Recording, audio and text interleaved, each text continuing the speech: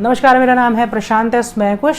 एक बार पुनः स्वागत है आपका independent voice with Prashant S Mahkush में। यह शो काफ़ी दिन से मैं आपके बीच नहीं लेकर आ पा रहा था।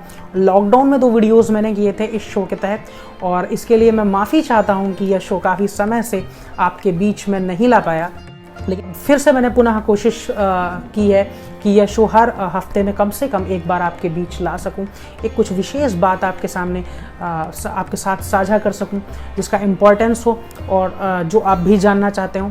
तो आज इसके तहत हम लोग कमला हैरिस के बारे में बात करेंगे। पिछले सप्ताह के this week with Prashant S Mahkush में मैंने आपको खबर दी थी कि कमला हैरिस जो है उपराष्ट्रपति पद की दावेदार हैं यूएस जनरल इलेक्शंस में, और रिपब्लिकन पार्टी की तरफ से, माफ़ करिएगा, डेमोक्रेटिक पार्टी की तरफ से इनकी उम्मीदवारी जो बाइडेन के रनिंग मेट के तौर पर तय हुई है।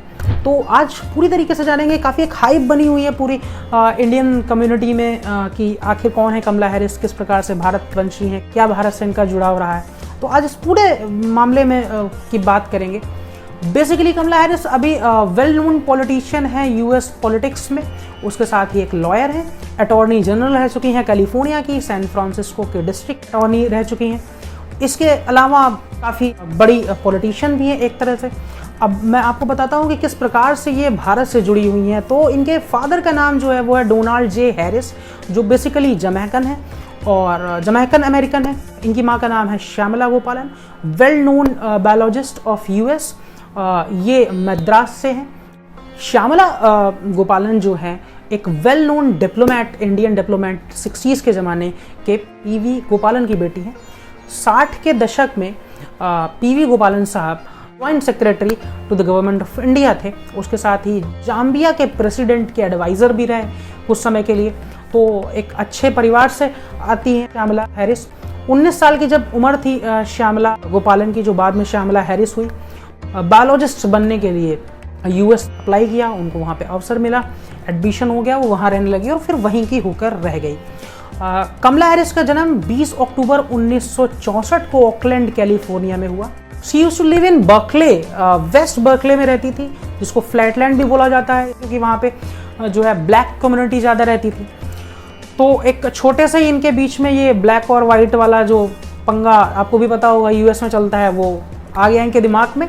और उसके बाद जो है इन्होंने धीरे धीरे इनके मन में वैसे ही पॉलिटिक्स की भावना बन गई। श्यामला हैरिस आका श्यामला गोपालन वो एक वेल नोन बायोलॉजिस्ट हैं यूएस में, और ब्रेस्ट कैंसर के क्षेत्र में एक बहुत बड़ी रिसर्च की गई थी श्यामला गोपालन ने, उसके लिए भी वो जानी जाती हैं। 1967 आई थिंक कमला हैरिस की माँ का, श्यामला का डाइवोर्स हो गया डोनाल्ड जे हैरिस के साथ, और फिर उसके बाद कमला हैरिस और उनकी छोटी बहन और इनकी माँ कनाडा भी शिफ्ट हो जाती है, जहाँ मॉन्ट्रियल में इनकी माँ को एक जॉब मिलती है। उसके बाद फिर ये लोग यूएस वापस शिफ्ट होती हैं, वकालत की पढ़ाई करती हैं कमला हैरिस। उसके बाद कमला हैरिस धीरे धीरे उनको यूएस पॉलिटिक्स जो है में उनको इंटरेस्ट आने लगा, और पहली बार जो उन्होंने चुनाव लड़ा तो 2003 में सैन फ्रांसिस्को डिस्ट्रिक्ट अटॉर्नी का चुनाव उन्होंने लड़ा, जिसमें प्राइमरी इलेक्शंस हुए। यूएस में एक सिस्टम है कि पहले इन पार्टी प्राइमरी इलेक्शंस होते हैं और फिर रनर ऑफ इलेक्शन होता है। तो प्राइमरी इलेक्शन इन्होंने 2003 में पहली बार लड़ा सैन फ्रांसिस्को डिस्ट्रिक्ट अटॉर्नी के लिए। जो प्राइमरी इलेक्शन था वो हार गई टेरेंस हेलिनन से, एक व्यक्ति था टेरेंस हेलिनन। 4332 वोटों से ये जो है चुनाव हार गई, लेकिन दूसरे नंबर पे रही थी इस चुनाव में। तो इसलिए जो जनरल इलेक्शन था उसमें रनर ऑफ राउंड में गई। तो रनर ऑफ राउंड में उन्होंने टेरेंस को, जिसने इनको 4332 वोटों से हराया था, उनको 31,494 वोटों से हरा दिया और इनको तकरीबन 1,37,111 वोट्स मिले। उसके बाद नेक्स्ट 2010 में इन्होंने चुनाव लड़ा कैलिफोर्निया अटॉर्नी जनरल के लिए, कैलिफोर्निया स्टेट अटॉर्नी जनरल के लिए इन्होंने चुनाव लड़ा। प्राइमरी इलेक्शन डेमोक्रेटिक पार्टी में के अंदर मैंने आपको बताया कि primary election party in party ही होता है। तो इसमें इन्होंने 7,62,995 वोट हासिल किए। तकरीबन 33% था पूरे वोट परसेंटेज का। अल्बर्टो टेरिको को इन्होंने बुरी तरीके से हराया। जनरल इलेक्शन हुआ, बीट किया स्टीव कोली, रिपब्लिकन के थे। 44,42,781 वोट्स मिले। Approximately 46% of the total votes Kamala Harris को मिले और ये बहुत बड़ा नाम बन गई। 2014 में दोबारा से चुनाव होते हैं कैलिफोर्निया स्टेट अटॉर्नी जनरल के लिए। रोनाल्ड गोल्ड को उन्होंने बहुत बुरी तरीके से हराया। वोट शेयर इनका तकरीबन 57% के ऊपर था, से जीत के दोबारा से ये अटॉर्नी जनरल बन गई कैलिफोर्निया स्टेट की। अब बात आई, अब इसके बाद इनके ऊपर लगातार जो है जिस प्रकार से मीडिया की हाईलाइट्स जा रही थी, यूएस मीडिया की हाईलाइट्स जा रही थी, इन्होंने सीनेट का इलेक्शन अगली बार सोचा लड़ने के लिए और 75,42,753 वोट जो है इन्होंने प्राप्त किए। 61.6% वोट शेयर इनका रहा और US California senate junior senator बनी। और इसके साथ ये लगातार नेशनली अक्लेम्ड पॉलिटिशियन जो इंडो ओरिजिन से आती हैं वो होने लगी।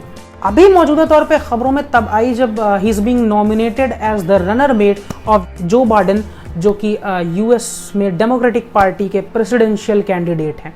उन्होंने इनको अपना रनर मेट बनाया और उसके बाद जो है ये बहुत अच्छी तरीके से हाईलाइट में इनको जानने को लेकर उत्सुकता बढ़ने लगी और कई लोगों ने मुझसे भी रिक्वेस्ट किया कि इनके बारे में मैं वीडियो बनाऊं। अभी ये तो रही कमला हैरिस की बात।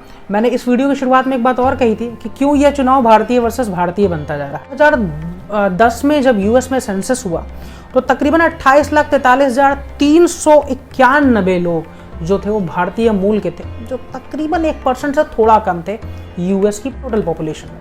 SAALT ने बताया है कि तकरीबन 44,02,363 तकरीबन वोटर्स हैं जो यूएस में रह रहे हैं जो इंडियन ओरिजिन के हैं। ये जो चीज़ है वो भारतीयों को वहाँ डिसीसिव पावर देती है कि वो जिसकी पक्ष में मुड़ेंगे काफ़ी हद तक जो चुनाव है उसके पक्ष में भी मुड़ेगा, क्योंकि 1% of the total vote share, क्योंकि वो लगभग माना जाता है कि भारतीय एक ही पक्ष में वोट देते हैं। तो अगर ये पूरा 1% किधर भी चला जाए, ये तकरीबन 44 लाख वोट किधर भी चले जाए, तो काफ़ी मायनों में इनको डिसिसिव पावर देती है। इसलिए रिपब्लिकन पार्टी हो चाहे डेमोक्रेटिक पार्टी, ये कोशिश करते हैं कि भारतवंशी वोट इन्हें गिरे। इसके लिए आपको पता होगा कि ट्रंप ने अभी फरवरी में एक हाउडी मोदी रैली बहुत बड़ी की थी जिसमें प्रधानमंत्री नरेंद्र मोदी को बुलाया था। तो मैंने आपसे बोला कि ये भारतीय बनाम भारतीय इस तरह बनता जा रहा है कि ट्रंप ने अभी अपना जो प्रमोशनल वीडियो जारी किया उसमें हाउडी मोदी की क्लिप्स जारी की है और स्टार प्रमोटर जो उन्होंने बनाया है वो निकी हेली को बनाया है। निकी हेली भी एक भारतवंशी है।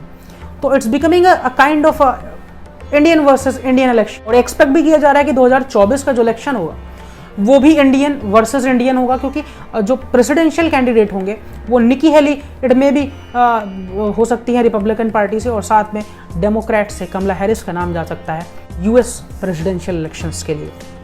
ये एक विषय हो सकता है कि कमला हैरिस या किस प्रकार से हम लोगों के लिए अच्छी होंगी या बुरी होंगी।